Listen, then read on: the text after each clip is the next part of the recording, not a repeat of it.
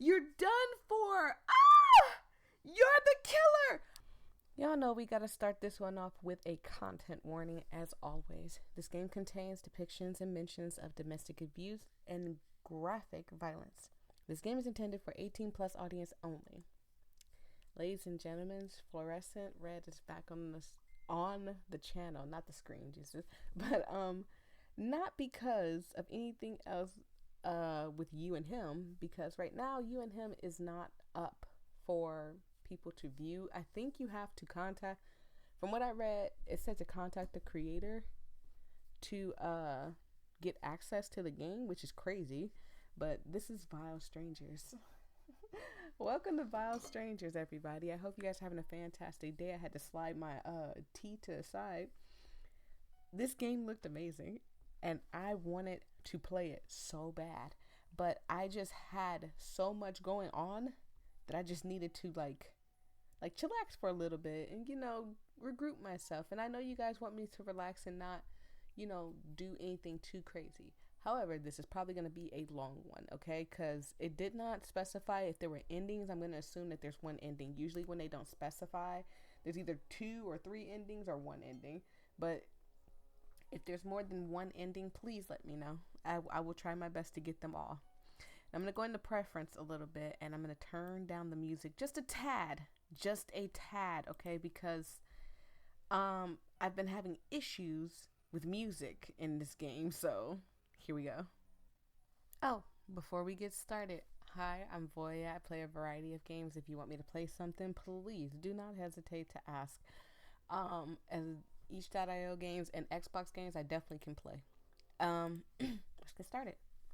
Bus stop, 8:45 p.m. Jesus, you got off at 8. Usually people don't get off till 9. They've been pushing the work dates back. Ugh. The man next to you at the bus stop covers his nose and waves his hand in your general direction. Excuse me, I'm already messing up. Absolutely vile. Learn to take a shower and use soap for once in your life. Well, excuse me, sir, but I wash my booty. And I'm sure my MC washed their booty. They just got off of work. Relax, I think. I hope that's what's happening. Because if you're out at 8:45, what are you doing out at 8:45? Or it doesn't matter what we're doing out at 8:45. We don't stink. You stink. Your eyes twitch at the condescending tone.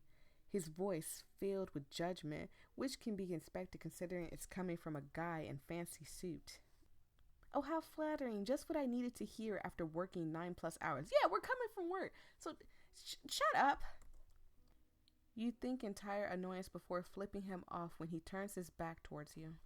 Yeah, please, mind your business. If I want to go around funky, let me be funky. I'm not funky, y'all. I wash this booty every day, okay? These butt cheeks are clean, okay? They're not flapping in the wind and sweaty and musty, okay? And even if they were, if I worked 9+ hours, 12+ hours, 6 hours, depending on your job, you could be sweating up a storm. So, I mean, if I showered before I went to work and I got musty, you know what, whatever. I'm so mad.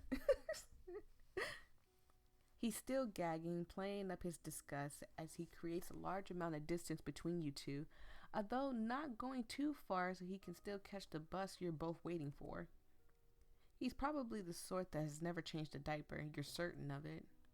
You sigh and lean against the small bench you parked yourself onto when you couldn't remain standing any longer. Lifting your arms, you sniff yourself and then wrinkle your nose.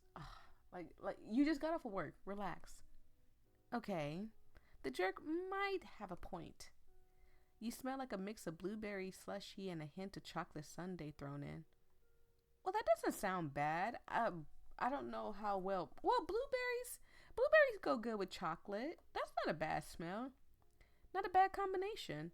At least not until you take into the account that the scent is mostly stemmed from someone vomiting all over your poor uniform. Thank you, creators, so much for not describing the vomit. I appreciate it. Thank you so much. But, oh, yeah, that's got to be bad. My imagination is just so vibrant that I could just smell it for some reason. Like I'm wrinkling my nose. You tried to wash off and wring your shirt out in the bathroom sink as best as you could, but yeah, this shirt's probably coming out of your paycheck. Maybe the smell didn't bother you as much since you've gotten used to it. Currently, you work at a Bobby and Bibbles, a family entertainment center that offers arcade games and egregious amounts of greasy food that makes your own stomach churn since you know how it's all prepared. You're 100% certain your workplace has violated about a dozen health codes protocols. Oh my God. Take yesterday afternoon, for instance.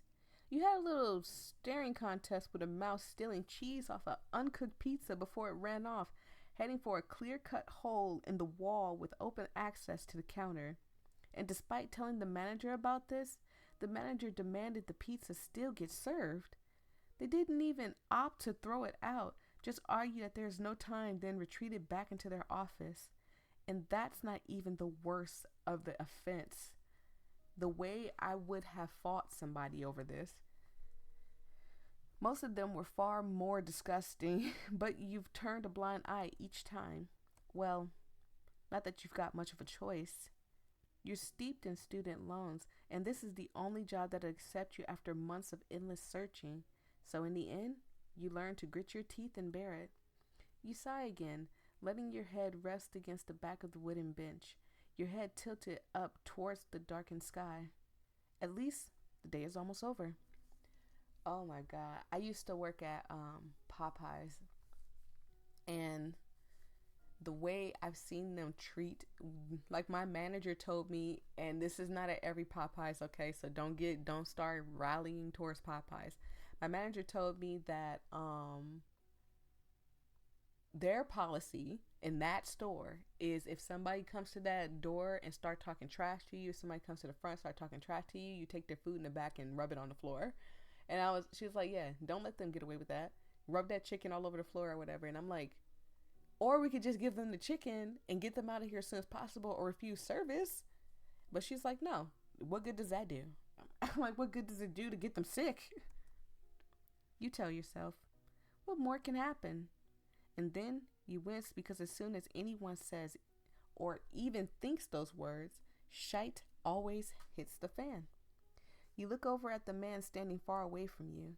He's actively ignoring your presence, which is fine by you since he's probably not going to be the thing that makes your night end up worse because, had to back up a little bit, because you decide to jinx yourself.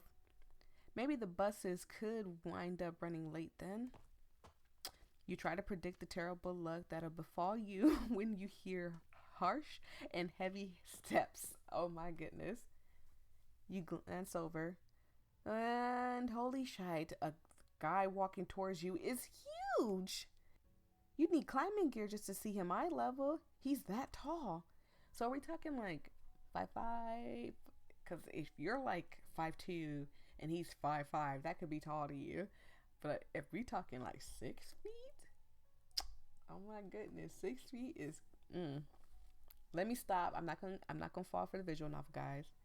It's intimidating.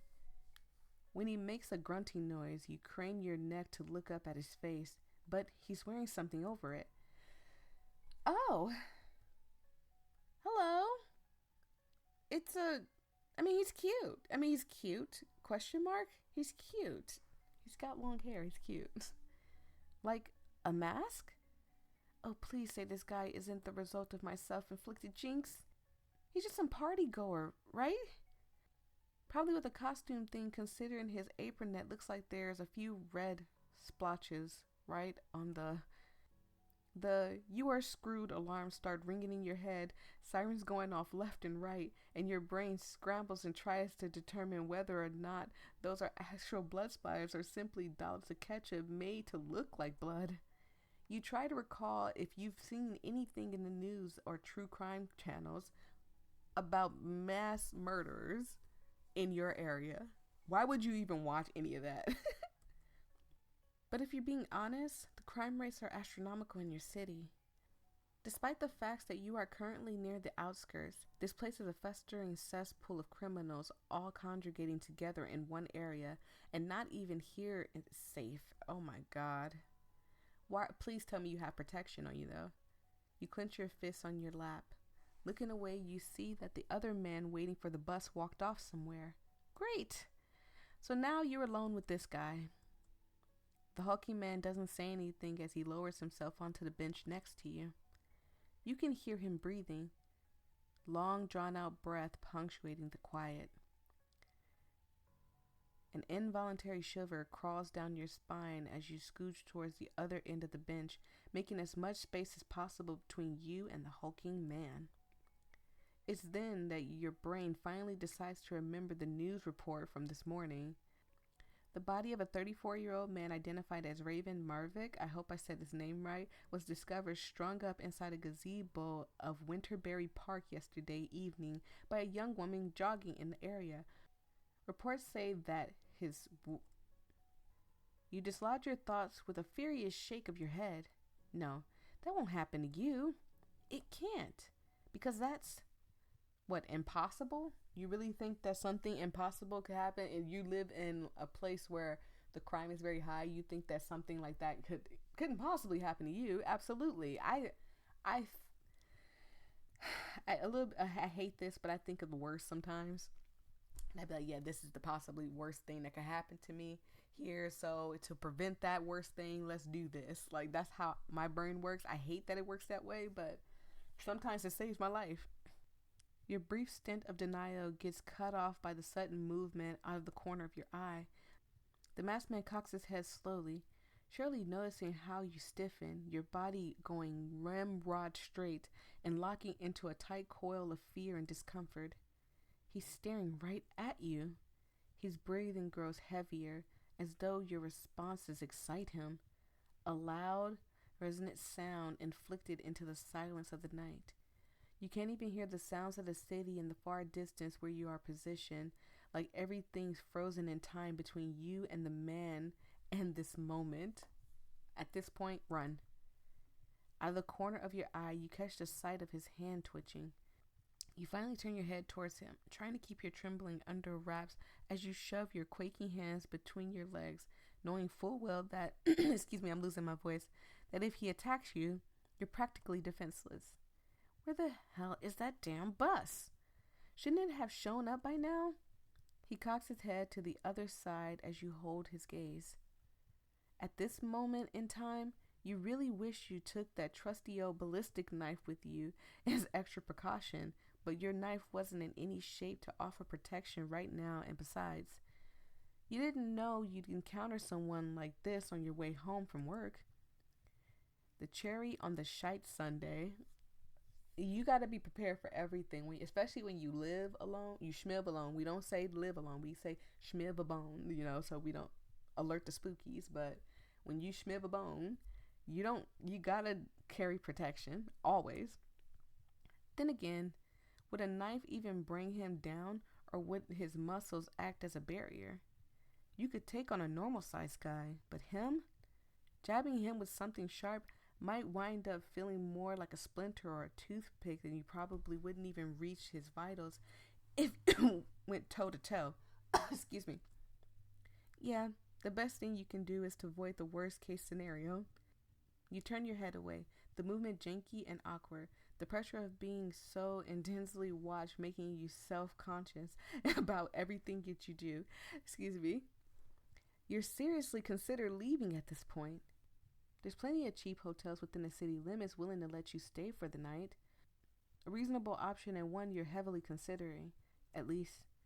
Until you remember you got a list of things to do when you get home that can't actually hold off on. Doing so is out of the question.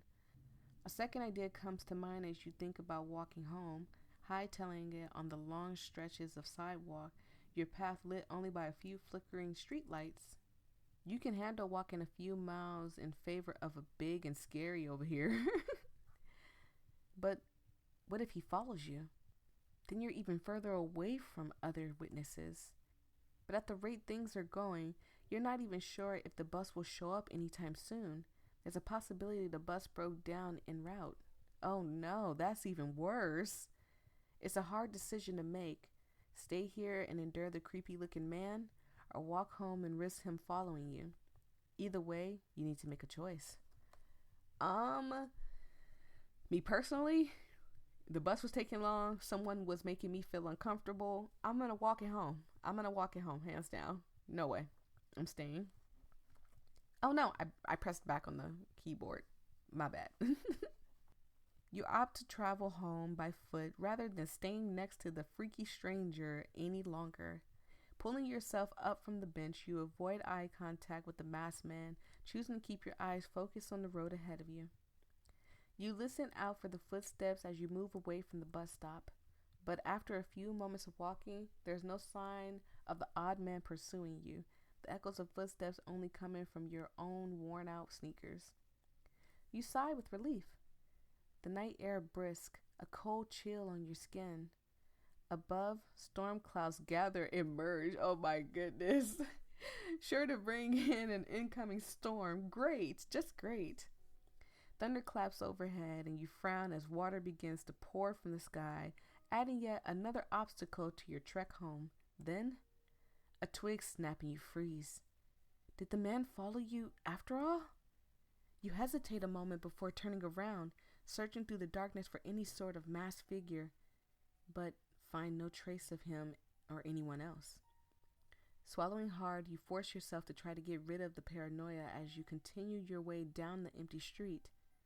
But for some reason, every little sound sets you on edge. As to be expected, you're walking on a street that's barely lit by streetlights. There could potentially be a masked man following you. Yeah, you have every right to be paranoid. Listen, follow your gut. If your gut tells you to be paranoid, okay? All right, get out of there. That's for all my family members on here. A deep-rooted fear of something lurking in the darkness, ready to spring at you when the moment presents itself. You imagine those strung-up body parts belonging to Raymond replaced with your own, your body hollowed out, like guts scraped out of a pumpkin. A shudder runs through you. You don't consider yourself to be a terrible person. In fact, you even try to return some of the good to the world in your own way. But others would argue against the good you do. Maybe they'll even go as far as... Your thoughts were interrupted as you hear a slight dragging sound. You peer behind you, but no one's standing there. Did you hear wrong? Frowning and glancing back to the road ahead before your gaze lands on something standing off in the distance. A vague human shape. You recognize the businessman from earlier. My God, why is the businessman here? Like, I know they said he walked off, but hopefully he doesn't say nothing to me. But what's he doing here? As you begin approaching him, you feel as though something is not quite right, an uneasy feeling spreading throughout your gut. For some reason, he's staring in the direction of your house, which you can see off in the distance. He remains immobile despite the ongoing storm. I can't even see his chest rise and fall as he breathes, so he's standing like statue stiff right now. It's creepy and unsettling, and you're starting to regret your decision to walk home, but you're almost there, so you might as well just shuffle past him and try not to make eye contact or encourage any sort of attention. You're relieved when the businessman doesn't react as you walk by, but then you realize something odd. In his breast pocket, a wilted red rose peeks out, and you frown at the sight. Why did a businessman have a red rose sitting there? Then again, maybe there's a possible explanation and you're just looking too deeply into things. Again, always follow your gut. I'm learning more and more to follow my gut. If my gut tells me something's wrong, I will hit the feet and get. I will hit the boots and get. I'm not playing. But right as you pass him, you feel something clamp around your wrist, and as you look over your shoulder, you see the man staring at you with a hardened expression. There's something familiar about his face that you can't quite place. Like you've seen him somewhere before. But before you can react, something sinks deep into your gut. You gasp. It burns. The man then shoves you back and you stumble off the sidewalk into the middle of the street, holding onto your stomach as you try to process what happened. When you drop your hand to see it's stained with blood. As your gaze meets the man again, he takes out a wilted rose and tosses it towards the front of your feet. You look down at it with confusion, right before you hear the blaring horn of the bus. No! And your body is pulled under and crushed beneath the bus wheels. Oh my God, no! Your entire body pinned beneath the hulking steel. As the world turns dark, all you can ask is, why? Wow, we got a bad ending, a really bad ending. Let's go get another one. Okay, here we are. We're back here. Let's stay. I mean, it's better than dying, I suppose. You're fine waiting right here. He's creepy and unsettling, but he hasn't tried anything yet. An oddball, but there's plenty of those currently living in a city who pose no inherent harm to others. You convince yourself you're acting overdramatic. Regardless, you decide to get up off the bench in order to create some distance between you two. You busy yourself acting like you're stepping away to sort through your inside of your bag, not searching for anything in particular, but using it as a prop to appear like you're unaffected by his presence. I'm sure he's already got that from you stiffening in fear next to him, so he might have already picked up on that. You keep within sight just in case the bus comes blaring past when there's a soft creak originating from the bench. Then you hear the crunch of the gravel, a footstep stepping onto the asphalt and nearing closer and closer still, making you break out in cold sweats. Crunch, step, crunch, step. Your hands freeze in your bag. He is heading straight towards you, the sound of his lumbering approach drawing near. Crunch, step, crunch, step. You wince at the heavy clunk of his boots, reminded of the possible force that he could use against you, his entire body shaped like a weapon built to crush those smaller than him. Crunch, step, crunch. Oh my God, this is like giving me chills right now. Again, like I tell you all the time, my biggest fear is being stalked. No, please don't do that to me. Or being chased. He pauses, and you know he's right behind you. Oh God. The shadow he casts underneath the yellow glow of the streetlights consume the entirety of yours, swallowing you whole and making you disappear completely. This feels like the beginnings of a crappy slasher movie, absolutely does. Yet, it's your unfortunate reality. You want to believe he's a prankster, someone who gets a kick out of messing with strangers, but there's so many terrible people that you've encountered and endured in this world that you can't convince yourself otherwise, despite managing to do so a few minutes before. Excuse me, that I bit my tongue. I said minutes. I was going to say moments, and I bit my tongue and correct myself. Anyway, let's keep going. Because now he's right behind you, and you feel a hand clamp down on your shoulder. The hairs on the back of your neck stand at attention. You let out a small gasp and watch as the masked man's shadow moves, his free hand rising and lifting up while horrific theories of what he's holding circles through your head. You don't want to stick around and find out. And finally, your brain kicks into gear. Before he can do whatever he's about to do, you dart out of underneath his hand and make a run for it. Bust be damned, you're not staying for a second longer. You bolt towards the direction of the city. Your sneakers slap against the harsh pavement of the cracked sidewalk, your canvas bag banging painfully into your hip, but you ignore the pain because you can hear him. The stomp of his boots. You're right to fear him. He's chasing you because he's giving chase. No! This is my fear. This is all my fear. He's eating up distance between you two. You know he is because of how long his legs are. One of his strides probably matches 3 of yours. You refrain from screaming. Not me. I would have been You remember SpongeBob running? I hope I can find a gif of it. I'll put it up here. But you remember when SpongeBob was running to empty the trash and then running back and frantically screaming and stuff? I'd have been, ah! But I know, like, you're not supposed to do that. You're not supposed to run and scream because you use up energy doing that. So I would be running to the most bright lit places, screaming and flailing my hands, looking for weapons to pick up. He's a big guy, so I'll be looking, but he's not like indestructible. He's not immortal. Doing so won't serve any purpose other than making you lose previous amount of oxygen that you could use for running away from the masked man. Not to mention, you doubt there's anyone around to hear you. Not unless the man who gagged at you earlier is still hanging around somewhere, but there's no sign of him. We already know where he is and we don't want his help. And even then, he probably turned tail at the sight of you screaming and the figure chasing after you, because you know guys like him and they're not in the habit of helping others, especially when their lives are on the line. You're alone in this. Ugh. The masked man breathes. Ugh. You grit your teeth as you pump your arms and your legs faster. I'm telling you, I'd have been like, oh my God, he's chasing me, please somebody help me. I would have been screaming. The cold bite of the arrow whips rushes past you and stings your face and cheeks.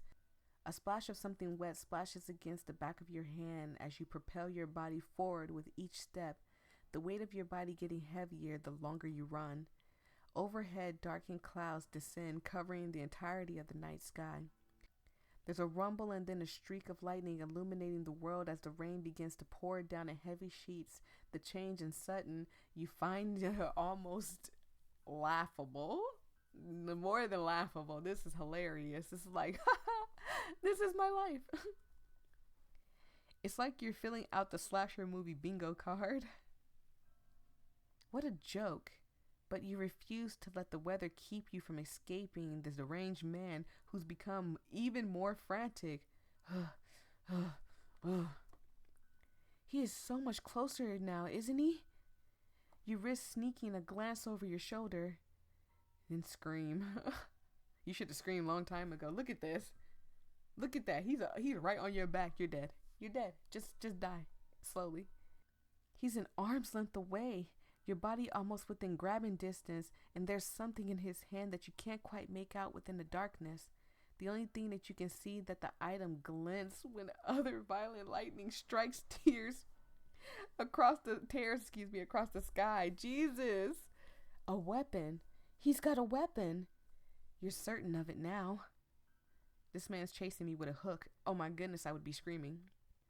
Turning your head back in the direction of where you're running, you ignore the sharp burning pain in your side from running so long and hard, trying to at least reach the park to see if you can lose him.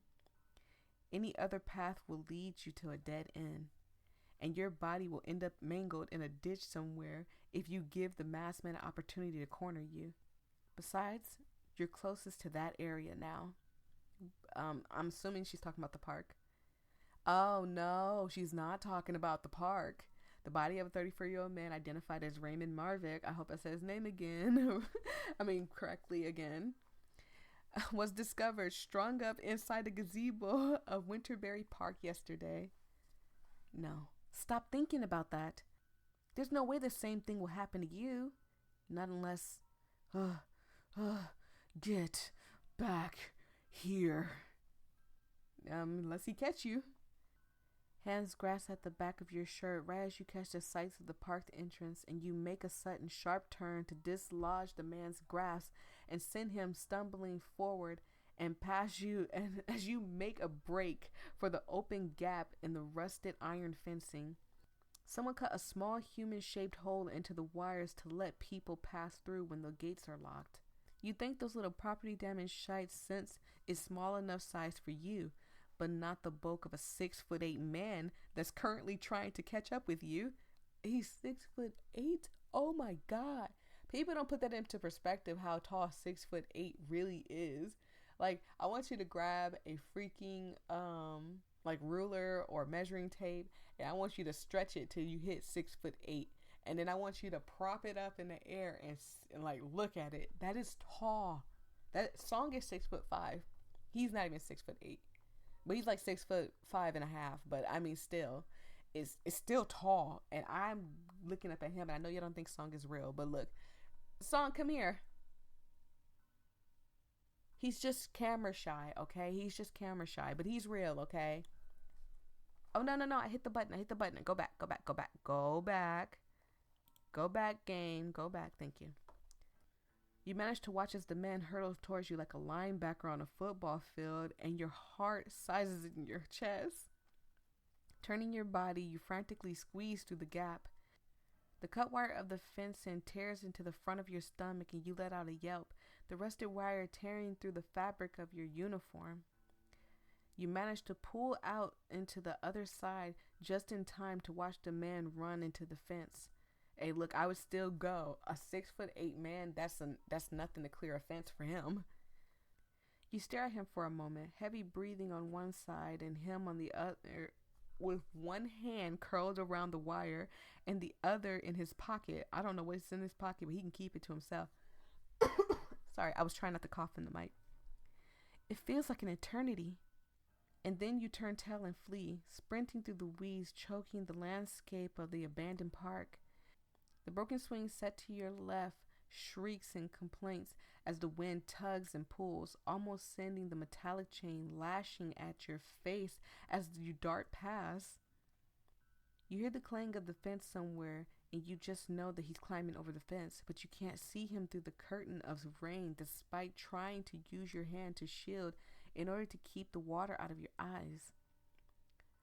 Then you spot the gazebo, the one where they found the man. You don't hear the newscaster in your head this time, but rather one of your co-workers gossiping to another in the break room while you were scrolling through social media. My sister was on the scene. She said they cut off his limbs and almost made him look like a wind chime. Oh my God, ew. With how they organized his arms and legs, his body and torso was in the center of it all. They completely disemboweled him. You remember hearing the girl say, right as your foot reaches the bottom step of the gazebo, "What about his head and his hands and feet? Usually they identify bodies by dental records and fingerprints and stuff, right?" The other coworker asks with a bite of his sandwich. The memory of the comet asked in sync with you reaching the top step and plunging yourself inside the gazebo. The girl telling the story shook her head. They couldn't find them anywhere, although his DNA identified him because of his past criminal history. The words intermingled with the presence of something catching your wrist. Your body screamed, piercing the air with violence and terror as your body gets forcibly yanked backwards, sending you tumbling towards the ground. Yeah, I know, but his records talk about a scumbag. Your elbow bangs painfully against the rotten floor of the gazebo. He went to jail for abusing his wife and his kids, or something along those lines, didn't he? You stare up at the masked man with wide, horrific eyes, his breath hard, his fist clenched at his side, the veins in his arms throbbing as if in anger. He did, and you know what I say to that?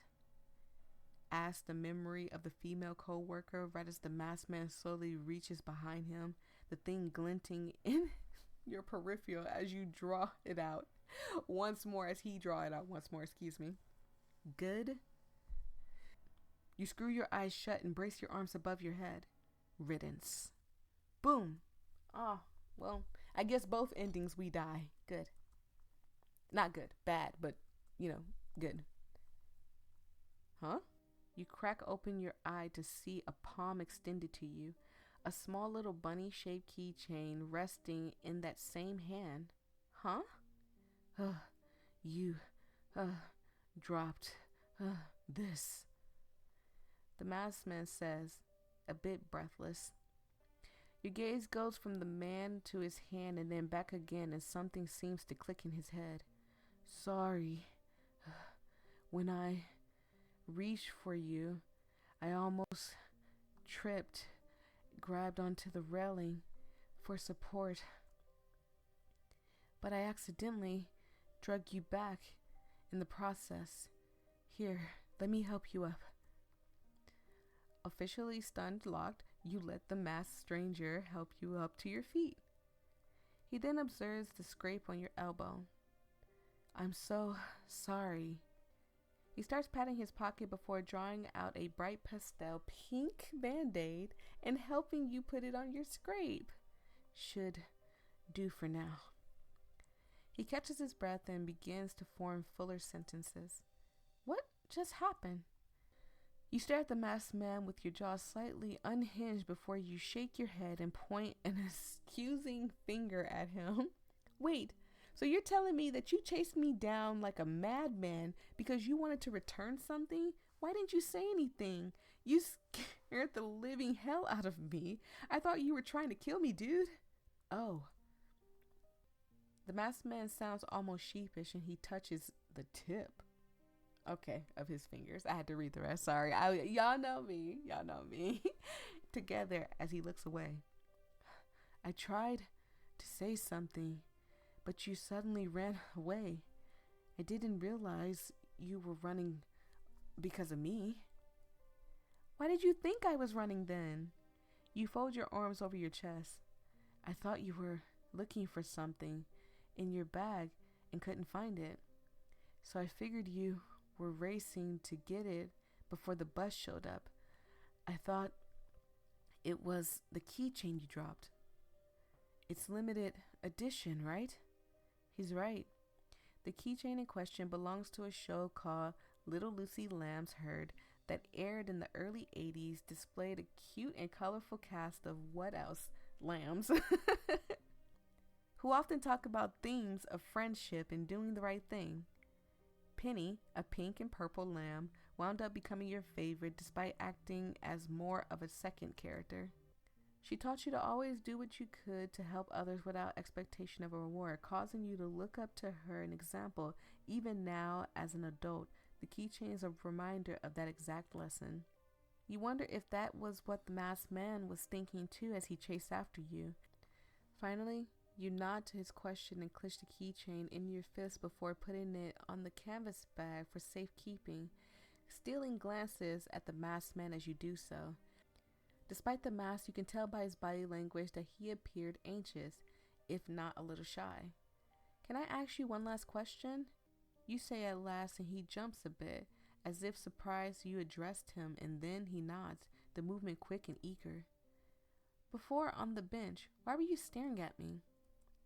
He fidgets. He touches his mask, playing with the zipper for a moment before dropping his hands. I was staring? He asks, having fully regained his voice. No more long, drawn-out breaths. You just stare at him, your expression patient, but tired. You did go into a full sprint on the way here after all. Not to mention you had a long day at work. You hear him swallow, the sounds reverberating against his mask. Oh, I'm sorry. I thought you were pretty, and it made me want to sketch out the design for a new mask. He mumbles a little under his breath, voice soft and sheepish, filled with a little embarrassment as he gives the rotten floor a slight kick. Looking at you kinda inspired me. I haven't felt that spark in a really long time. A mask? Wait, is that why? You meet his veiled gaze and point to his own mask. Yeah, I made this one. They make me feel more comfortable when I wear them because when I usually have the mask off, I can't really. Never mind. He toys with his apron and you realize the splotches are likely from some sort of dye he used to create his mask, or possibly even when sketching. Well, I guess you can be at ease a little more and stuff, but he needs to apologize for chasing me. That was scary. The masked man wrings the fabric around his fingers. Now that your heart finally settled and things finally calmed down, it hits you, while socially awkward and somewhat misguided, you see he's not really a bad guy. It's actually kind of sweet how above and beyond he went to try to return your keychain, which is valuable and hard to replace. Considering you recognize the keychain, I'm taking it you're a fan of the show? The masked man perks up. He's doing subtle hops on his feet, now vibrant with energy. I have all 10 seasons on VHS. I sometimes rewind the segments with Darla since she's got really creative with crafts and making elaborate costumes. I've always wanted to become a costume designer when I was a kid. Did you know Darla was actually never supposed to make an appearance and he cuts himself off mid-sentence. He looks away and rubs the back of his neck. Sorry, I tend to prattle on. You blink at him and then your gaze softens. I don't mind. I like learning more about the show. He's practically brimming with joy. You can feel it pouring out even with the mask on. You know what it's like, having to silence the things that you like simply because someone said something negative about it or looked at you weird. Absolutely. I never tell anybody that I do YouTube videos because people be like, but you don't make money. And I'm like, but I'm having fun. Leave me alone. Really? Are you sure? I wouldn't say it if I didn't mean it. You say? We can talk about it on the way back to the bus stop. Hopefully we can still catch it. By the way, you say as you make your way out of the gazebo, I never did catch your name. Oh, okay. A little creepy, but all right, it's okay. The masked man hesitates for a moment, all bashful as if considering something, and you watch as he brings his hand to the zipper, drawing it up in a little to reveal his mouth. It's Theodore. There's a shy smile playing at his lips, and then he quickly zips the mask back down all the way again. It feels significant. And you think back to what he said a few moments earlier in regards to the mask he wears. They make me feel more comfortable when I wear them because when I usually have the mask off, never mind. Yet, despite whatever reservation he seems to hold about taking off his mask, he unzipped it. Just a little. You don't know why, but a quiet smile finds its way on your lips. Well, this turned out a lot nicer than I expected. As you and Theodore make your way back, he takes his apron off and uses it as a makeshift cover for both of you as you huddle under it in order to avoid the onslaught holding the fabric above your head. Oh yeah, I forgot it was raining. He shares factoids about the little Lucy lambs herd that even you didn't know about.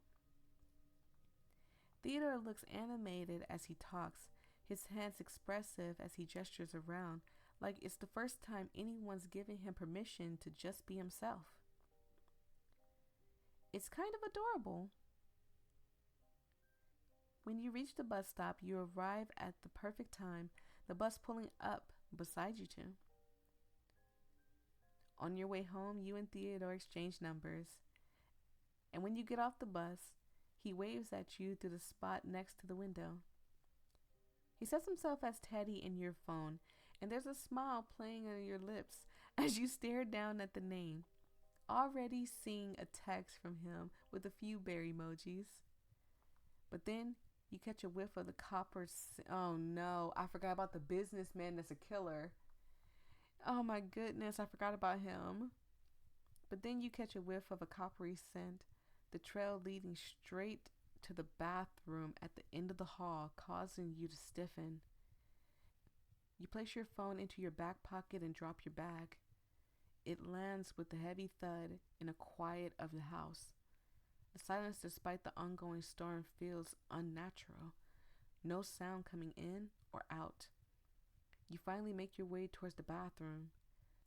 The hallway feels so long and tedious to walk down as your heart hammers against your chest, violent and all-consuming. Your hand reaches for the doorknob and pauses. You give yourself 1 second, then 2, before you open the door. Oh my goodness, what happened here? Jesus. Oh man. I hope nothing. Again, remember the businessman, so I'm hoping he's not around. And are greeted with the mass of blood and gore, some of the blood dried along the lip of the tub, and other places too thick and congealed. The stench is overwhelming, and you slap your hand over your nose. This is much worse than the vomit. I don't know. I'd rather smell Let me get a whiff of that red juice before I get a whiff of somebody's stomach acid. I'm good. Your eyes drift towards the small square sink where the name tag rests, and you force yourself to breathe through your mouth as you step inside, picking up the small square tag. Raymond Maverick? What is he? I thought they found him in the gazebo, right? Am I tripping? Manager. The cute blue bunny that doubles as your job mascot holds a balloon in the corner. Crusted blood arched along the pink nose and rusty cheeks. Please don't tell me somebody's in a pink bunny suit about to kill me. This is the entire reason you need to get back home. Wait. You couldn't put off getting rid of the rest of the evidence since you're sure the law enforcement will start digging into the manager's death. And if you find any trace of him or suspect you of killing him, you're done for. Ah! You're the killer. I'm the killer. Oh my God. What? I'm lost for words. What? Huh? Oh my God. You always hate cleaning up after your messes. You don't actually enjoy killing people. You don't do it for the power or for the high or because you saw it as some sort of sick fantasy. You do it because putting an end to people like Raymond always proves necessary for the pain they cause to those around them. Putting an end to their cruelty when the law refuses to. What did Raymond do so badly that had you up in a tizzy like this? You loathe people like Maverick. They bring out the worst in you, and you wield that burning hatred towards them like a weapon.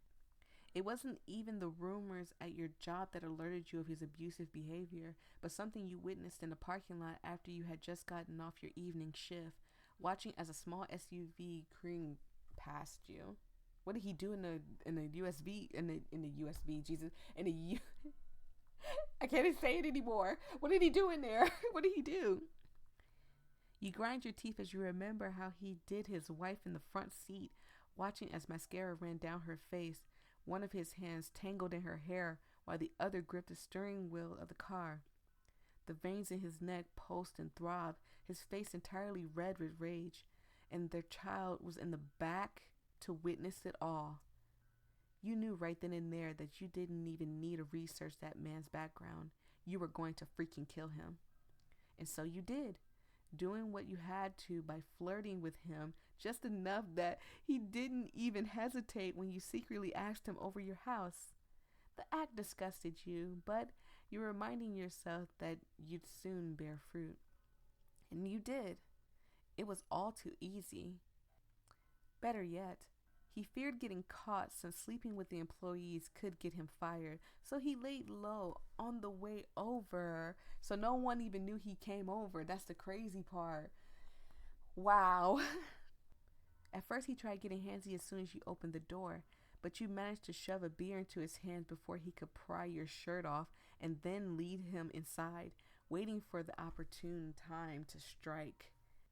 He downed a good portion of the beer in a matter of minutes, not even processing the odd taste, as you tried to wait out the effects of the drug in the bathroom to avoid him touching you again. When you came back, you could see him trying to get up and off the couch, but stumbling. In that moment, as his back remained facing you, you went haywire. His body tumbled onto the floor as you charged at him, burying the blade deep into his back, relishing in the beast's scream and feeble attempts to crawl away. His wails of pain and anguish were slurred as he asked you over and over again, why were you doing this? Unable to comprehend why anyone would bring him harm, and desperately pleading for help and someone to come to save him. But no one could hear his cries because your entire house is soundproof. Not to mention, you live far out of the city for an entire reason, using the complete solitude in order to avoid any potential witnesses. You felt his body grow weaker and weaker as you plunged the blade into him over and over and over again. You were lost in the fever. a crescendo of your emotions at all-time high as tears streak down your cheeks in empathy for his wife and child. Die, die, die, die, die, die, die. The words repeated itself in vicious cycle through your head as you tore steel through flesh. You didn't stop until you realized that his body had gone cold and he lied limp beneath you. You were breathing hard as you pulled back, letting your head tip back as you soaked in the moment of the relief after doing what you set out to do yet again. People like him always ask why. Why are you hurting me? What did I ever do to deserve this? None of them self-reflect or repent or begging for the forgiveness of their own previous actions. You aren't a senseless killer. You have your reasons. The people who wind up on the receiving end of your knife are terrible people. Simple as that. From the domestic abuse to sex traffickers to those who torture animals, they end up on the receiving end of your ballistic knife. Of course, it's the same one that you couldn't bring with you today since it's still covered in DNA evidence from yesterday. Not to mention the authorities are no doubt looking for this thing, so it's within the best interest to keep this thing squared away for safekeeping in order to avoid the suspicion from coming your way. Now here's my thing. I don't really know much about knives, okay? I don't really like knives, but is a ballistic knife strong enough to cut somebody's body parts off? Like, is it? Can it be sharp enough and strong enough to cut body parts off? Because they said that somebody had his body up like a wind chime. I'm just saying, you gotta chop body pieces up. Do you know what a wind chime looks like? I'm just saying. Just a quick question. You can answer in the comment section with no details, please. I have a weak stomach. Usually you try not to have a connection with your victims, but after seeing what you did, you couldn't help but want to take down the beasters of the manager. And now he's 6 feet under. Because of that, his wife and his kids are free from his constant abuse. The downside? He's your problem now.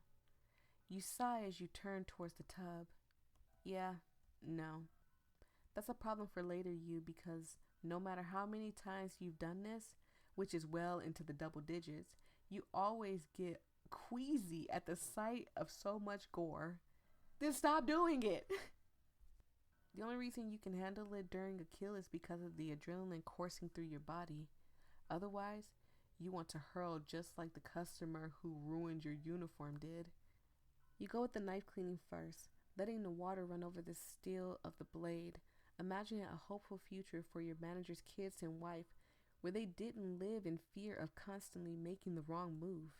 Innocent people deserve protection from the monsters around them. Innocent people like Raymond's wife and kids, and Theodore flashes through your mind. Yeah. You're certain he's gone through pain because of someone who took advantage of that innocence, and there's no doubt people like that in his life who continue to do so. You want to protect people exactly like Theodore. Those scars, the ones underneath his mask that he revealed to you in that vulnerable moment, weren't scars left behind by an accident or birth. They were intentional. You glare down at your now clean knife. You're determined to find out who made them and end their existence, because keeping people like him safe is the good that you choose to do for the world.